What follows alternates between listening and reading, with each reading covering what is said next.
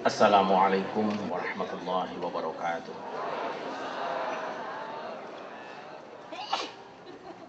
Alhamdulillahi wa bihi bada'na walau abadana ghairahu lasyaqina. Ya habbadha rabba wa hubba dina wa habbadha Muhammadun hadina. Laulahu ma kunna wala baqina. Allahu laula anta mahtadaina wala tasaddaqna wala sallaina. Fa'anzilan sakinatan alaina wa thabbitil aqdama illa qaina. Nahnu al-ula ja'uka muslimina wal musyrikuna qad baghaw alaina idza aradu fitnatan abaina wa qad tada'a jam'uhum alaina tibqal ahadits allati rawayna fardudhum Allahumma khasirina. Wassalatu wassalamu ala nabiyyina Sayyidina wa maulana Muhammadin wa ala alihi wa ashabihi wa tabi'ina ajma'ina. Amma ba'du. Yang terhormat Bapak Wali Kota beserta Ibu, Al-Mukarramun, para alim ulama dan tokoh masyarakat, segenap keluarga besar kantor Wali Kota Jakarta Utara yang berbahagia. Dengan izin Allah, pada siang hari ini kita semua dikumpulkan dalam satu riungan dalam rangka memperingati Maulid Baginda Nabi besar Muhammad sallallahu alaihi wasallam. Kita berharap moga-moga apapun yang kita lakukan di tempat ini menjadi ibadah di hadapan Allah Subhanahu wa taala. Ikhwani fillah, kalau kita berbicara tentang nabi-nabi terdahulu, maka yang terbayang adalah kehebatan fisik dan mukjizatnya. Jika dikisahkan Nabi Nuh, yang terbayang adalah seorang nabi yang gagah perkasa, yang punya perahu besar yang tidak tenggelam saat terjadi banjir besar. Persis begitu di dalam Al-Quran. Dikisahkan Nabi Ibrahim, yang terbayang adalah seorang nabi yang gagah perkasa, yang pernah di-PHK dari sebuah BUMN, kemudian tidak mempan dibakar api yang besar. Persis begitu dalam Al-Quran.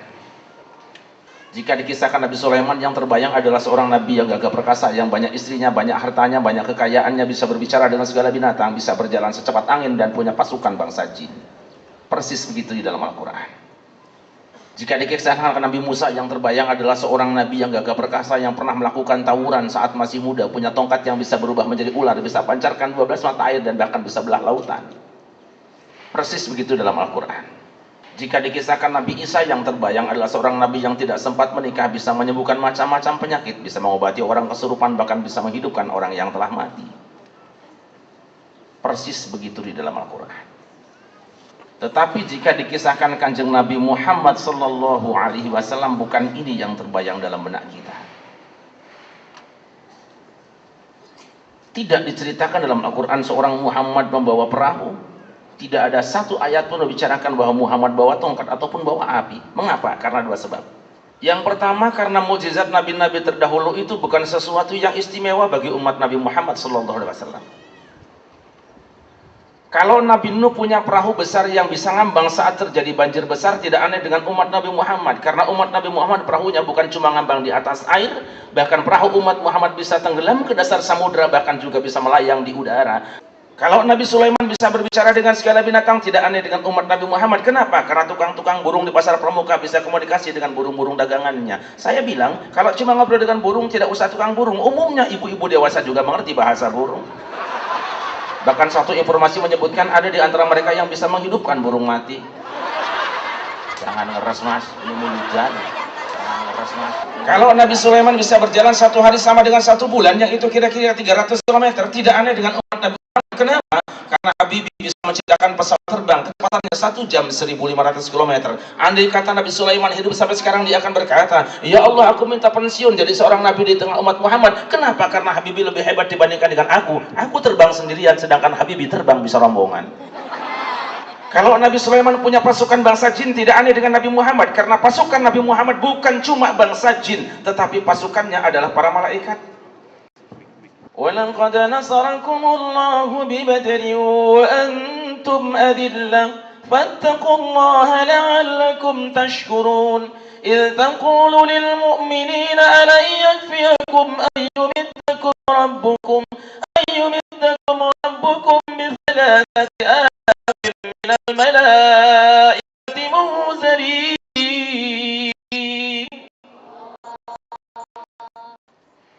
Nabi Sulaiman punya pasukan bangsa jin dibanding dengan umat Nabi Muhammad. Ketika Gus Dur jadi presiden, 5.000 orang jin Jawa Timur diangkut istighosah di Senayan. Andai kata Nabi Sulaiman hidup sampai sekarang, dia akan berkata, ya Allah, aku minta pensiun jadi seorang Nabi. Kenapa? Karena jinnya Gus Dur lebih banyak dibandingkan dengan aku. Makanya namanya Gus Dur tetap bagus walaupun tidur. Ya kita saja yang kadang-kadang diadu domba oleh orang-orang yang tidak senang dengan Islam tradisional. Difitnahnya Gus Dur. Ya memang kalau Gus Dur ngomong tuh santai saja. Jadi tanya oleh wartawan, Gus, bagaimana pendapat jenengan tentang goyang ngebor Inul? Gus Dur jawab, ya apa-apa gitu aja kok. Loh kenapa Gus? Ya saya nggak ngeliat ini. Kalau tongkat Nabi Musa bisa pancarkan 12 mata air dari batu, tidak aneh dengan Nabi Muhammad. Al-Quran menceritakan, wa idh istasqa Musa liqaumihi faqulna idrib bi'asaka al-hajar fanfajarat minhu 12 'ayna qad 'alima kullu unasin mashrabahum kulu washrabu min rizqillahi wa la ta'thaw fil ardi mufsidin. Nabi Musa bisa pancarkan 12 mata air di batu, tidak aneh dengan umat Nabi Muhammad, tidak aneh dengan Rasulullah. Karena apa? Rasulullah air memancar bukan dari batu, bukan dari gunung, tetapi memancarnya air dari jari jemari Rasulullah Sallallahu Alaihi Wasallam. Ketika para sahabat hendak berwudu, 1.400 orang berwudu dengan air yang memancar dari tubuh beliau. Allahumma sholli wa sallim wa barik alaihi. Tapi Rasulullah walaupun tangannya bisa memancarkan mata air, beliau tidak pernah jualan aqua. Lain sama kita, kadang-kadang punya panti asuhan anak yatim 3 biji, jualan proposal pagi, siang, dan malam. Kalau Nabi Musa tongkatnya bisa pancarkan 12 mata air dari batu, tidak aneh dengan umat Nabi Muhammad. Mereka memancarkan bukan cuma 12 mata air, bahkan dengan jet pumpnya mereka bisa pancarkan puluhan juta mata air sepanjang tahun tidak kering airnya. Andai kata Nabi Musa hidup sampai sekarang, dia akan berkata, ya Allah, aku minta pensiun jadi seorang Nabi di tengah umat Muhammad. Kenapa? Karena tukang ngebor jet pump lebih hebat dibandingkan dengan aku. Kalau Nabi Isa bisa menyembuhkan macam-macam penyakit, tidak aneh dengan umat Nabi Muhammad. Karena apa? Obati kesurupan mah gampang. Kalau misalnya satu saat bapak-bapak istri di kediaman kita masing-masing ada yang kesurupan, gak usah pergi ke dukun, gak usah paranormal, gak usah kiai, obati sendiri. Yang penting hafal ayat kursi, asal tahu caranya. Ini rahasia khusus buat kaum bapak, ibu-ibu gak boleh. Jadi kita kesurupan pak, pengadahkan mukanya ke atas, dibaringkan, kemudian diganjel bantal supaya wajahnya menghadap ke kiblat. Bapak duduk di sebelah utara, kemudian bacakan Al-Fatihah, Kulhu Falak Binas dan ayat kursi, lalu baca sholawat. Setelah itu istri kita dikipasi dan dibuka matanya dengan tangan kiri, tangan kanan menggunakan tangan kanan kita kipasi istri kita menggunakan kertas yang berwarna merah. Itu warnanya merah dan agak seperti plastik, jangan terlalu tebal. Itu ada angka satunya, nolnya 5, itu jumlahnya 30 biji aja.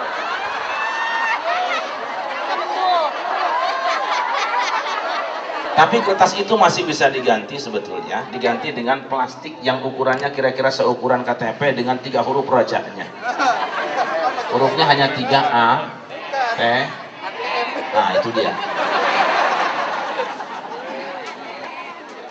Kalau Nabi Isa bisa menghidupkan orang yang telah mati, tidak aneh dengan umat Nabi Muhammad. Kenapa? Karena dalam prediksi Al-Quran di akhir zaman nanti, umat Nabi Muhammad akan bisa menciptakan seorang manusia tanpa ovum dan sperma. Kalau sekarang produksi manusia baru klonan, besok ada manusia cloning. Mana tanda-tandanya? Dulu kalau kita makan telur ayam, biasanya telurnya ada babonnya, ada jagonya. Tapi telur yang kita makan hari ini, itu ada babonnya, tapi tidak ada jagonya. Percepatan produksi. Dulu kalau kita makan daging ayam, itu ayamnya pitik 6 bulan baru kita goreng dan kita makan. Tetapi hari ini ayam yang kita goreng umurnya hanya 2 bulan, percepatan produksi.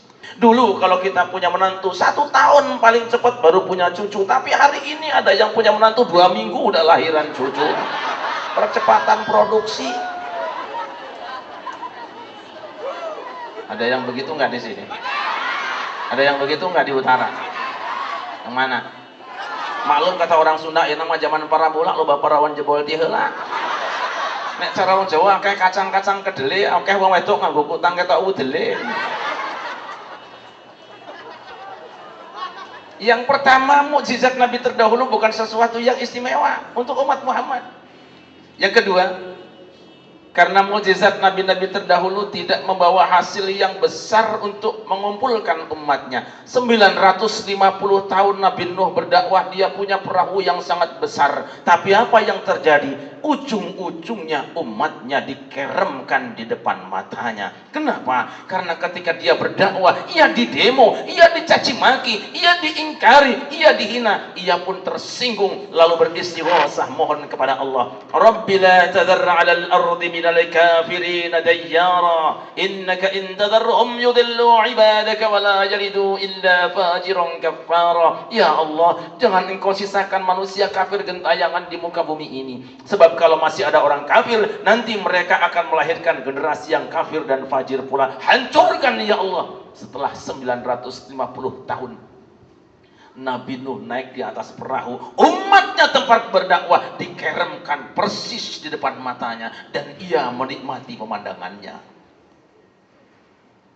120 tahun Nabi Musa berdakwah di tengah kaumnya, dia punya tongkat yang sakti mandraguna, tetapi apa yang terjadi? Ujung-ujungnya umatnya ditenggelamkan di tengah lautan di depan matanya. Justru ia yang membelah lautannya dan ia pula yang menenggelamkannya. Kenapa? Sebab saat ia dicaci maki, ia didemo dan disakiti, disebut orang gila oleh rakyatnya, ia berdoa kepada Allah, Rabbana tmis ala amwalihim wastud ala qulubihim fala yu'minu hatta yarawul adzabal alim. Ya Tuhan, para penentangku bangkrutkan ekonominya, kunci rapat hatinya, sehingga mereka tidak beriman sebelum menyaksikan siksa yang pedih. Ujung-ujungnya ditenggelamkan di depan matanya.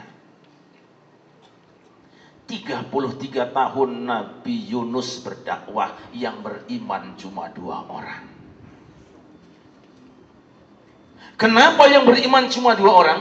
Sebab ketika ia berdakwah dicaci maki, disakiti, dia kabur ke luar negeri, jalan-jalan, naik perahu, bikin partai baru. Tapi baginda Nabi besar Muhammad sallallahu alaihi wasallam tidak lebih dari 23 tahun berdakwah. Saat beliau meninggalkan dunia yang fana ini, ratusan ribu pasang mata banjir dengan air matanya melepaskan kepergiannya karena diiringi rasa cinta dan duka yang mendalam. Kenapa sebanyak itu yang beriman? Dia tidak membawa perahu karena bisa lapuk, dia tidak membawa tongkat karena bisa patah, dia tidak bawa api karena bisa padam. Apa yang beliau bawa? Allah sendiri yang mengumumkannya. Dia memiliki sesuatu yang tidak terlihat oleh orang lain, tidak tersentuh oleh orang lain, tidak akan patah, tidak akan lapuk, tidak akan padam, tetapi tak seorang pun yang tidak tersentuh oleh kesejukannya. Wa innaka la'ala khuluqin azim. Sungguh engkau Muhammad benar-benar hidupmu itu di atas rel budi mulia. Bukan Budiono dan Mulyani, bukan.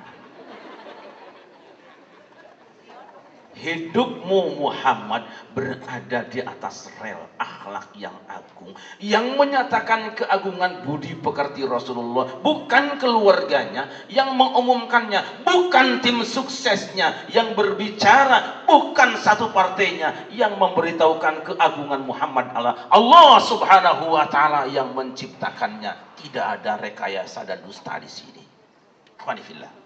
Kalau Nabi Nuh mendoakan kehancuran kaumnya, Kalau Nabi Musa meminta kehancuran kaumnya, kalau Nabi Yunus kabur meninggalkan kaumnya, bagaimana dengan seorang Muhammad sallallahu alaihi wasallam? Saat ia dilempari dengan batu, berlumuran darah tubuhnya, robek pakaiannya, bercucuran keringat dan tanggal giginya, umatnya sempat berkata, "Ya Rasulullah, alangkah baiknya engkau kutuk mereka supaya dihancurkan Allah." Apa kata Nabi? Aku tidak diutus sebagai la'anan.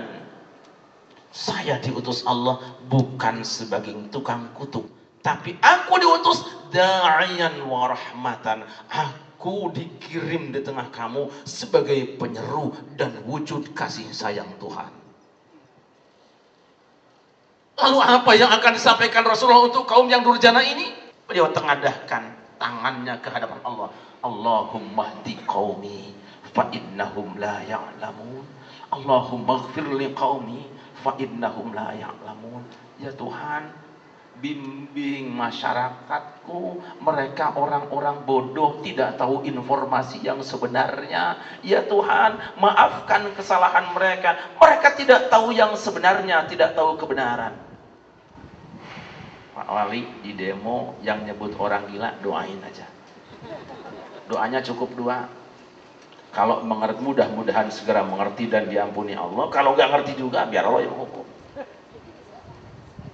Apa buahnya hari ini, saudara-saudara sekalian? Kita jauh dari kota Makkah dan Al-Madinah. Kita tidak pernah melihat sahabat Nabi, tapi Allah izinkan Islam turun di negeri ini. Kita semua menjadi orang Islam. Allahu Akbar. Ini jasa Rasulullah SAW. Beliau adalah seorang ayah yang punya anak. Beliau juga seorang suami yang banyak istrinya. Tetapi ketika berakhlakul karimah, beliau berbeda dengan yang lain-lainnya. Itu sebabnya beliau mengatakan, innama bu'istu liutammima makarimal akhlak. Aku diutus di tengah kamu untuk menyempurnakan akhlak yang mulia. Bukan mengajarkan kamu menjadi orang kaya, bukan mengajarkan kamu menjadi orang besar, bukan dandanin kamu supaya menjadi orang tampan dan cantik. Tapi apa yang diajarkan? Akhlaknya. Supaya kalau kamu menjadi orang besar tetap rendah hati, supaya kalau kamu cantik kamu hati-hati, supaya kalau kamu menjadi orang kaya tetap berbaik hati. Bapak ibu yang punya anak perawan di rumahnya, Rasul berpesan sangat sederhana. Idza ataakum man tardawna dinahu wa khuluquhu fazawwiju illa taf'alu takun fitnatun fil ardi wa fasadun kabir. Jika datang seorang pria ke rumahmu melamar anak gadismu sedangkan ia baik agama dan akhlaknya, cepat kawinkan ia dengan gadismu. Kalau tidak, terjadi banyak bencana dan kerusakan di dalam kehidupan ini. Saya boleh bertanya kepada ibu-ibu, jika satu saat datang dua orang laki-laki ke rumah kita melamar anak gadis kita yang cantik itu, yang satu datang menggunakan sarung, pas sholat zuhur dia sholat, yang satu menggunakan mercy tapi sampai maghrib tidak sholat, ibu pilih yang mana? Pinter mercy suruh sholat. Wahai kaumku yang masih gadis, coba dengar nasihatku ini. Apabila mau cari suami, waspada dan berhati-hatilah. Jangan pandang hartanya, jangan pandang rupanya, yang penting budi pekertinya. Seringkali terjadi kawin karena harta, lenyap hartanya.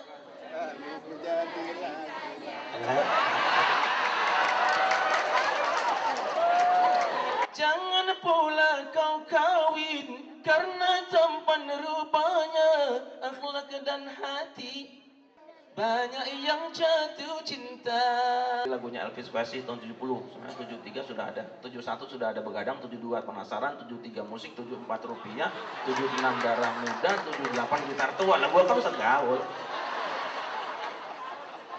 Ya ini lagu walaupun dangdut tapi isinya Pak, iya Pak ya? Sok sekarang mah ibu saya tanya, mendingan minyak babi cap onta apa minyak onta cap babi? Lah kan ibu-ibu kita mah kadang-kadang ya lagunya mah Arab kagak ngerti. Udah begitu dimulai Allahumma sholli wa sallim. Ini mah kalau di Pondok Cabe nih jam 10 pagi, Po Indun pegang mic. Siapa ingin ke surga, pintu selalu terbuka. tak mudah dimiliki, hanya tuh orang suci, carilah pintu surga. Sama orang utara juga begitu. Jam setengah 11 ustazah belum datang po Ida. Allahumma salli wa sallim wa barik alaihi. Bila Israel datang memanggil, jasad terbujur di pembaringan, seluruh tubuh akan menggigil sekujur badan. Lagu wajib juga. Ustazah belum datang, Maimunah ambil. Allahumma salli wa sallim wa barik alaihi. Lagu Arab apa katanya? Maimunah aja dah. Kilmah walau jabar khatir, wala salam min ba'id, wala risalah ya hajir, biyadis sawil barid. Sama. Ini seguru seilmu nih. Maimunah nangis di depan mimbar. Ditanya sama Ibu Wali, Maimunah ngapa lu nangis? Bu Wali, saya mah kalau lagu Kilmah udah kebayang surga bae dah. Kata mereka, surga apaan lu? Ini emang bahasa Arab, apa lu ngerti isinya? Kilmah walau jabar khatir, bicaralah sayang walaupun dengan hati terpaksa. Wala salam min ba'id, aku tidak mau kalau cuma salam dari jauh. Wala risalah ya hajir biajas sa'il barid, dan aku tidak puas jika kau hanya terus-terusan ngirim surat lewat tangan-tangan tukang pos. Datanglah sayang. Ini ibu-ibu asal tembang Arab baik. Emang Kilmah tuh lagu bahasa Arab, cuman isinya mah porno aksi. Maimunah kagak ngerti bahasa Arab, di depan mimbar nangis. Allahumma sholli wa sallim. Ganti lagi aja dah sama lagunya Rafiqo Darto Wahab. Will hub awinta wana law jama'atna layalin ihsan fi dunya haram wal 'aish fiha sawa wal hub winta wana wal hub winta wana. Ya Zulfa diem juga. Lihat Maimunah nangis di musola. Nah, kalau nangis Maimunah, saya mah kebayang surga awal. Itu lagu meskipun bahasa Arab isinya porno aksi. Bilhub bintawana, cinta antara aku dengan dirimu sayang. Lau jama'atna layalin, alangkah indahnya jika malam-malam seperti ini kita duduk berduaan. Tapi karena Maimunah kagak ngerti bahasa Arab di depan mimbar, nangis. Udah begitu, Allahumma sholli wa sallim. Itu bukan sholawat. Makanya besok Bapak Ibu sekalian, kita kembali ke Indonesia. Tidak perlu lagu Arab. Kenapa? Karena Nabi Muhammad memang orang Arab, tetapi dalam diri beliau terkumpul 3 sekaligus. Muhammad bin Abdullah adalah manusia biasa. Muhammad bin Abdullah adalah orang Arab, tapi Muhammad bin Abdullah adalah Rasulullah Sallallahu Alaihi Wasallam yang wajib jadi tuntunan bagi umatnya adalah kerasulannya. Makanya ayat mengatakan, laqad kana lakum fi Rasulillahi uswatun hasanah, bukan fi Muhammadin. Toladan baik itu dalam diri Rasulullah, bukan dalam diri Muhammad. Muhammad bin Abdullah Rasulullah, beliau adalah manusia biasa yang punya hobi dan punya pilihan. Hobi dan pilihan beliau tidak perlu menjadi hobi dan pilihan umatnya. Contoh, Nabi Muhammad kalau makan daging kambing biasanya milihnya iganya. Ini jangan kemudian dijadikan hukum. Saudara-saudara, jelas Nabi itu kalau makan kambing milih iganya. Oleh karena itu besok kita akan mengadakan motong hewan kurban. Jangan lupa kita semua mengambil iganya demi sunnah Rasul. Begitu kurban satu musola kambing cuma 1, yang minta rebutan iga 200. Apa nggak tawuran masal? Nabi Muhammad juga manusia biasa punya pilihan. Apa pilihannya? Dia punya pilihan dilalah dapat istrinya Khadijah. Siapa Khadijah itu? Wanita terbaik. Secara kebetulan beliau ada seorang janda. Ini nggak ada hukum buat umatnya. Jangan pengajian remaja besok diumumkan.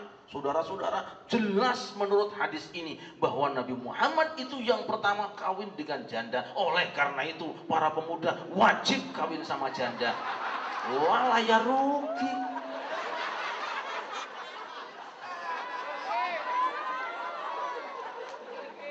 Tapi kalau gelombang kedua, ketiga nggak apa-apa.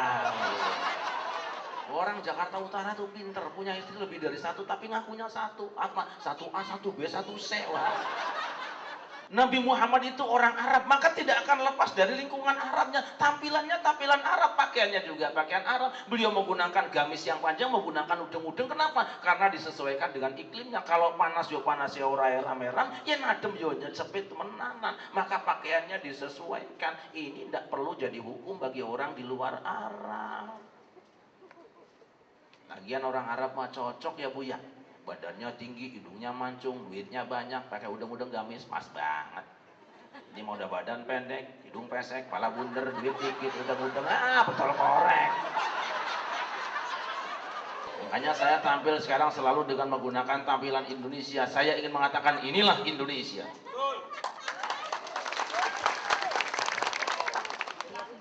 Nabi Muhammad itu orang Arab, kalau buka puasa makannya bukannya pakai korma, memang panennya korma. Tapi kalau orang Jakarta Utara buka puasa panennya durian, ya makan durian.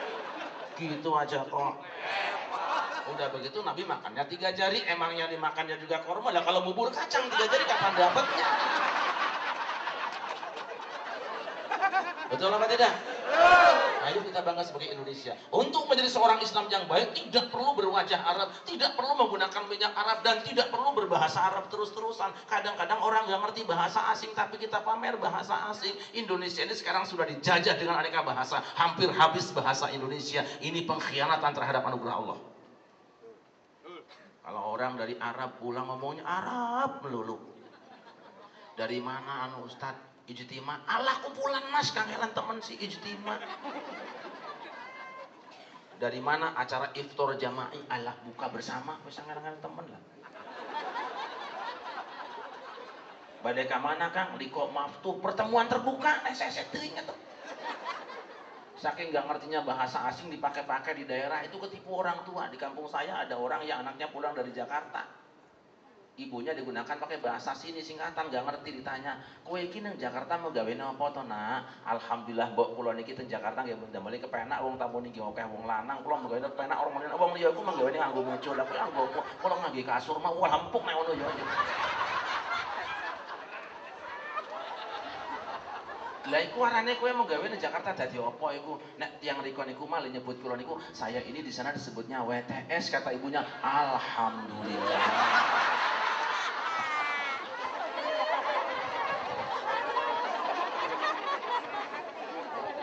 Si ibunya langsung cerita di musola, bahwa Ari Putra teh di damal naon di Jakarta Numawi, alhamdulillah pun anak teh terus Agung Artosna di damal ogen tuh namanya jangan kasur pun anak teh eta naon ngaranna mbok namina teh WTS cenah orang-orang semusola. Alhamdulillah.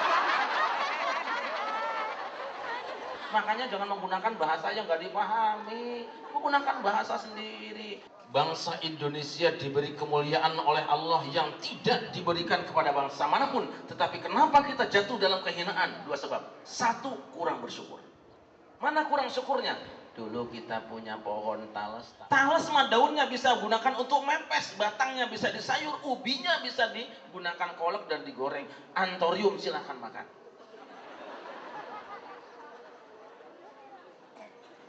Dulu kita punya pohon kelapa genjah, kelapa gading yang banyak. Sekarang ditebang kelapanya, ganti pohon palem. Nanti Pak Wali biar bikin minyak palem. Saya pengen Jakarta Utara jadi motor kebangkitan Indonesia. Cabut palemnya, ganti kelapa gadingnya. Setuju nggak kira-kira? Enak tenan orang asing menjajah kita. Apapun wujudnya penjajahan, kita harus hindari hari ini. Saatnya kita bangkit. Dulu kita punya ikan mujair, ikan tawes, ikan betok, ikan siam, segala macam. Sekarang dibuang ikan itu, ganti pakai ikan lohan. Padahal ikan lohan itu hanya kawinan jair sama betok gitu sebetulnya. Alhamdulillah. Ada tamu dari Arab datang ke Indonesia. Begitu datang di Indonesia diberi makan sayur pondoh. Nuwun sewu beri sok pondoh napa mboten nggih? Humut bahasa Sunda mah atuh ingat humut. Humut itu pohon kelapa yang masih mudanya. Disayur pakai santan, makannya pakai kupat. Orang Arab bingung, ji ini daging apa putih begini? Ini bukan daging wan, ini mah pondoh. Humut kata orang Sunda mah. Apa itu humut? Humut itu pohon kelapa yang masih muda. Kan kelapa coklat, bukan yang mudanya wan. Kata orang Arab, subhanallah tabarakallah, pohon kelapa yang masih muda udah enak begini ya, apalagi yang udah tua. Mati wan kalau yang tua mah. Makannya pakai kupat. Kata orang Arab, ji ini buah apa? Si eta mah lain buah, iya mah biasa jerona mah kejo, lain keju, cuman dibungkus pakai daun kelapa, kupat pingaraneunana. Selesai makan, orang Arab melihat anak gadis tuan rumah nyapu. Pas lihat sapu, bengong orang Arab, ji ini sapunya kawatnya bahannya dari apa? Ini mah bukan kawat, ini mah lidi pohon kelapa. Selesai makan orang Arab sakit perut, diambilkan ke belakang, gacok langsung diminum. Kata orang Arab, masya Allah ini obatnya ampuh banget. Apa nih Ji? Ini bukan obat, ini mah jamu akar kelapa. Selesai makan jam 2, akhirnya sampai sore sampai malam orang Arab kenikmatan tidur, bangun jam 2 malam, nggak sholat asar, nggak maghrib, nggak isya. Dan orang Arab juga ada yang begitu ya. Kalau orang Jakarta Utara kan paling 2-3 orang satu rumah yang begitu ya. Bangun jam 2 malam tahu-tahu banyak nyamuk. Kata orang Arab, Ji banyak nyamuk, tenang wan aja, khawatirnya memburi diri di dela ya. Habis dari belakang ke depan langsung dibakar lagi. Kata orang Arab, Ji beli obat di mana? Memang ada toko obat yang buka? Bukan, ini mah mancung sama manggar kelapa. Masya Allah. Pagi-pagi orang Arab bangun, begitu mau dandan lupa tidak bawa minyak rambut, diambilin sama anak tuan rumah ke belakang nyisir. Kata orang Arab, Ji ini kok minyak rambut bagus banget, ini mah bukan minyak rambut tuan, ini mah minyak kelapa. Lah kok bau bawang, emang jelantah ini mah. Langsung mereka berjalan dibawa ke warung tradisional, ngelihat dari jauh ada atapnya bagus banget. Ci bahannya anyamannya apa nih? Ini dari seng apa dari aluminium, bagus sekali. Bukan wan, ini mah anyaman janur belek tepe daun kelapa. Begitu mau masuk ke dalam, dia bengong ke atas, hampir kepleset, hampir jatuh. Untung ada yang peret. Kata orang, alhamdulillah ini hambal bagus banget ya menolong saya. Ini bukan hambal wan, ini mah keset sabut kelapa. Begitu masuk ke dalam, minum pelas pakai kelapa, sirup cendol juga pakai kelapa. Keluar ke rumah melihat anak kecil kepalanya benjol. Ini kenapa? Nah ini mah kejatuhan kelapa. Luar biasa Indonesia. Kenapa kita jatuh dalam kehinaan? Tidak disyukuri nikmat Allah. Yang kedua, akhlak kita tidak mengikuti para leluhur kita semuanya. Apa tidak ada pelajar? Oh banyak pelajar, tapi pelajar yang berakhlak berkurang. Kenapa? Sebut pelajar dahulu zaman kita masih kecil, mereka anak-anak yang sopan, lingsik-lingsik, santun sama orang tua. Tapi sebut pelajar hari ini, paling mereka adalah tawuran dan berpacaran. Apa tidak ada mahasiswa? Terlalu banyak mahasiswa. Mana buktinya? Perguruan tinggi penuh. Tapi mahasiswa hari ini berbeda dengan mahasiswa zaman kita dulu. Dulu mahasiswa KKN membantu masyarakat. Tapi sebut mahasiswa hari ini, demo Rp25.000. Apa tidak ada wakil rakyat anggota DPR? Oh banyak sekali, saking banyak-banyaknya. Mana buktinya? Kantornya tidak cukup. Separuh ada di kantor, separuh masuk penjara, separuh jalan-jalan ke luar negeri. Terlalu banyak. Apa tidak ada kiai dan ulama? Kiai dan ulama banyak, tetapi banyaknya kiai dan ulama mereka tidak lagi menjadi perekat bagi masyarakat. Dulu orang kalau punya masalah datang kepada kiai pasti menjadi selesai. Tapi hari ini yang membuat bentrokan sesama umat Islam adalah para kiai yang membuat partai. Alam berubah perilaku saudara-saudara. Nyamuk dulu biasanya datangnya di malam hari dan tempatnya adalah comberan yang kotor. Tapi nyamuk hari ini tempatnya bak yang bersih dan munculnya di siang hari. Apa artinya? Ini perubahan perilaku umat manusia. Kalau dulu orang mencari keadilan ke pengadilan, tapi hari ini kalau ingin rusak keadilan, bawa saja ke pengadilan. Ma'asyiral muslimin rahimakumullah, kebanggaan kita telah hilang.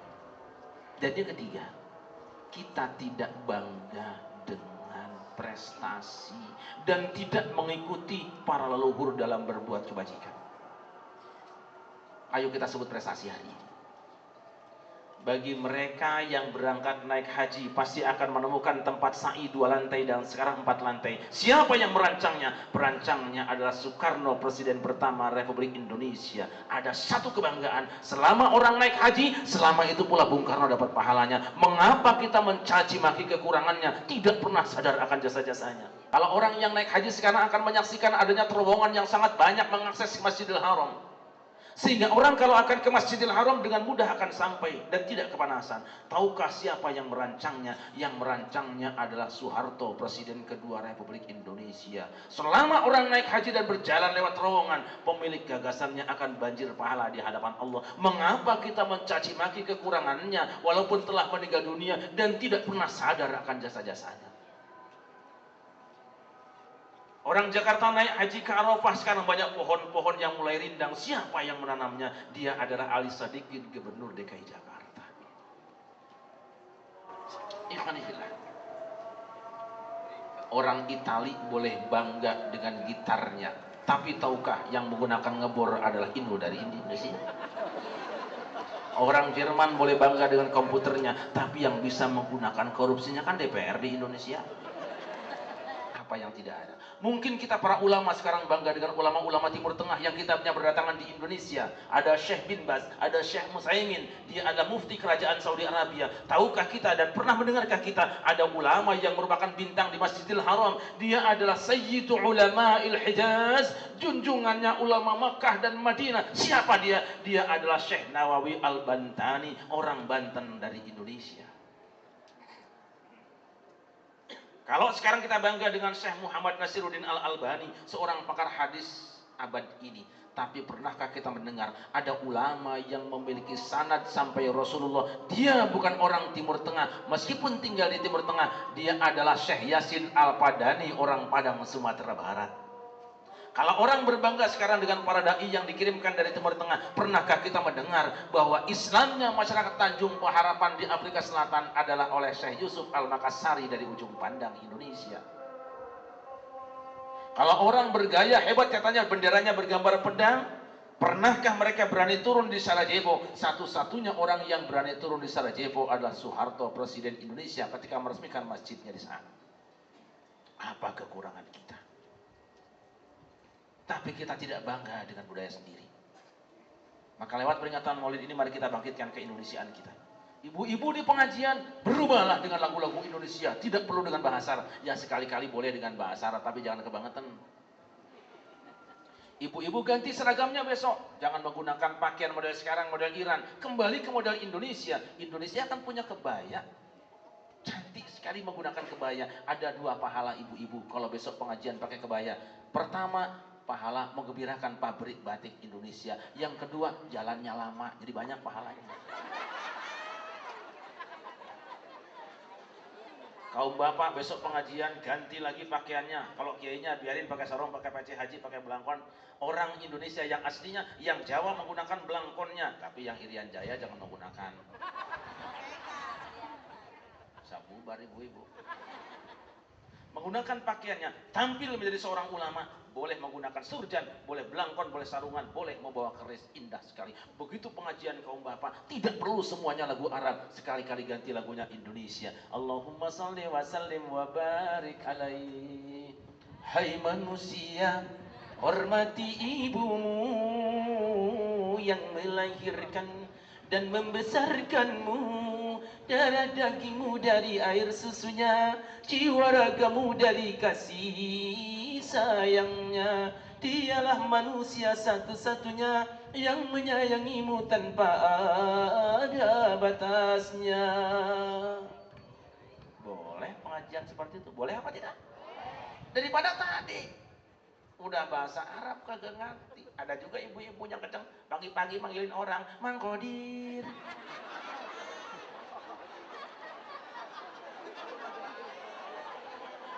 Sama Kodir gue lagi tanggung nih. Panggil-panggil baik ini hari ya. Wadifillah. Jadi apa yang dibawa Rasulullah? Akhlakul karimah. Dia punya anak, indah akhlaknya dengan anak. Kita catat. Sekali waktu Rasulullah melihat sahabatnya sedang menggendong anaknya, lalu beliau pinjam.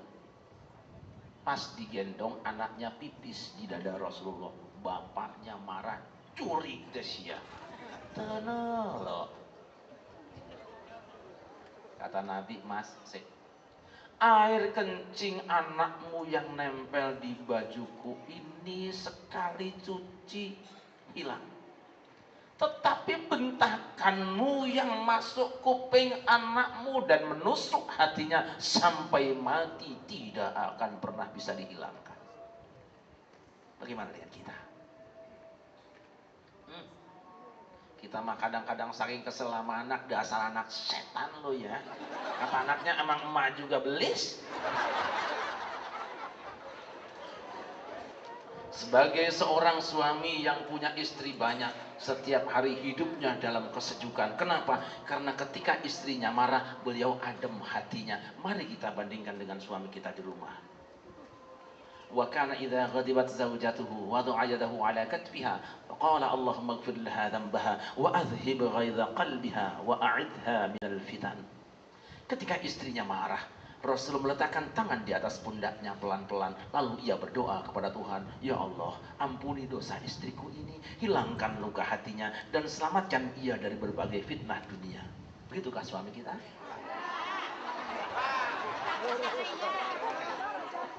Saya percaya bahwa suami kita pun tidak jauh-jauh amat kan.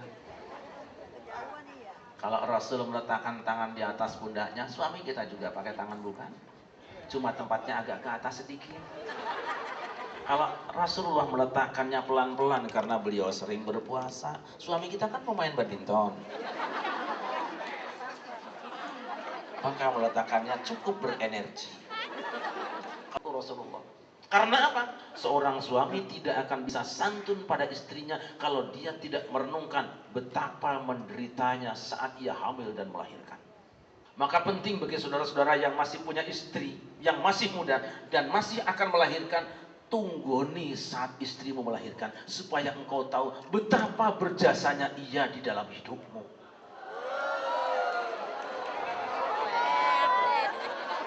Tapi memang tidak mudah.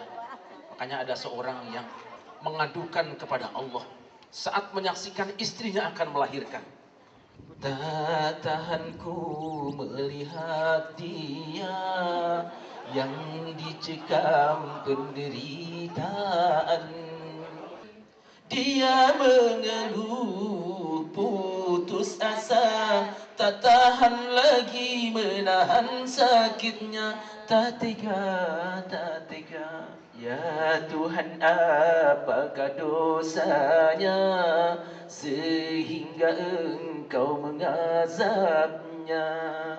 Jadikan aku penggantinya, janganlah dia yang Kau siksa. Betapa menderitanya seorang istri. Sadarlah wahai suami, jangan sembarangan. Salah-salah sedikit wajar saja, karena deritanya berpanjang pagi, siang, dan malam. Saat dia punya anak, sang suami bisa tidur pulas, tapi istri tidak bisa. Sesaat berbunyi bayinya, ia pun bangun. Bagaimana dengan ayahnya? Ia tengkurap meskipun tidak ada lawannya.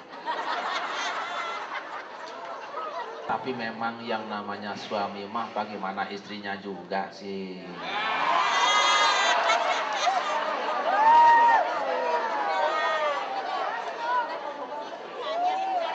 Rasulullah mau lagi ngantor di Gua Hiro, istrinya datang kirim makanan. Pernah nggak ibu-ibu kirim makanan ke kantor suami? Rasulullah mah pulang dari tempat tugas, keringatnya diperes, dibuang, dicampur dengan minyak wangi. Kita suka gitu nggak? Datang suami peres keringat? Enggak, peres kantongnya doang.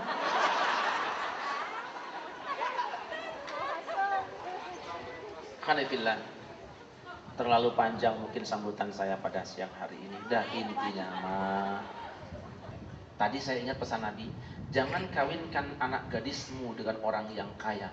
Dia akan dijadikan babunya. Jangan kawinkan dengan orang yang kuat, akan ditindasnya. Jangan kawinkan dengan orang besar, akan dihinakannya. Jangan kawinkan dengan orang pandai, akan dibodoh-bodohkannya. Jangan dikawinkan dengan yang tampan, pasti cemburu karena banyak pacarnya. Kawinkan ia dengan laki-laki yang berakhlakul karimah. Kalau ia kuat, pasti akan melindunginya. Kalau ia kaya, akan belanjainya. Kalau ia pandai, akan mengajarinya. Kalau ia tampan, pasti akan setia dalam cintanya. Begitu hebatnya Rasulullah mengajarkan kita akhlakul karimah. Ternyata dunia ini tidak akan bisa diselesaikan problemnya dengan kekuatan senjata. Semakin orang membuat senjata, orang akan membuat senjata berikutnya. Tidak bisa diselesaikan dengan dana, dia ada batasannya. Sekali engkau tersenyum dalam akhlakul karimah, 1 juta orang akan dipuaskan dengan doa. Hanya syukur pada Allah bahwa para wali di Indonesia menyebarkan agama dengan akhlakul karimah. Tidak dengan kekuatan. Meskipun kuat, mereka tidak menggunakan kekuatannya, tapi akhlakul karimah. Kita berdoa semuanya, moga-moga para pemimpin negeri ini mau membaca, berkaca, dan mengikuti akhlak Rasulullah SAW. Sehingga saat ada rakyat yang kecewa, kemudian mencaci maki, ia akan melihatnya dengan kasih sayang. Semoga para ulama dan para kiai juga sabar, lapang dadanya, sehingga ketika melihat maksiat warganya, tidak kemudian ia merusak dan menghancurkannya. Dia akan tanya, kenapa ibu menjadi BTS? Dia akan bertanya, tunggu jawaban mereka dulu. Kalau ia berkata, emang hobi gua? Nah itu bisa dihukumi. Tapi saya pernah mengalami ketika bertugas dakwah dengan Ibunda Gus Dur, Ibu Wahid Hasim. Kami ditugaskan di Rutan Salemba, Rutan Pondok Bambu, dan Cipinang. Saya bertemu dengan seorang wanita yang seluruh tubuhnya dipenuhi dengan tato. Saya tanya, mengapa ibu menjadi seperti ini? Dia berkata, Pak Ustadz, saya punya anak 3. Suami saya selingkuh. Anak saya sudah mulai besar, dia ingin sekolah. Saya melamar pekerjaan kemana-mana, tidak ada yang menerima. Salahkah kalau saya menjual diri saya? Pernahkah ada seorang ulama yang turun seperti ini selain Gus Mik di Jawa Timur? Kenapa tidak kita lakukan?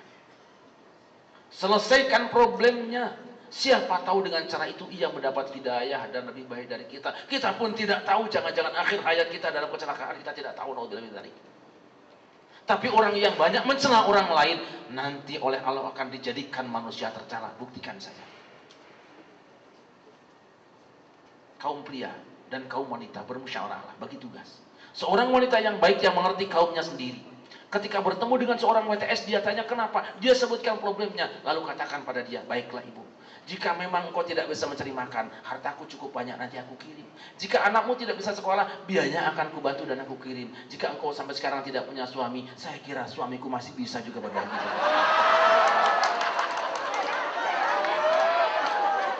Loh, saya ini kan tidak pernah menganjurkan orang poligami ya Bu ya. Itu poligami kan urusan perempuan, bukan urusan laki-laki. Ketika kaum wanita sudah banyak jumlahnya dan laki-laki kian berkurang, siapa yang akan berbagi bahagia?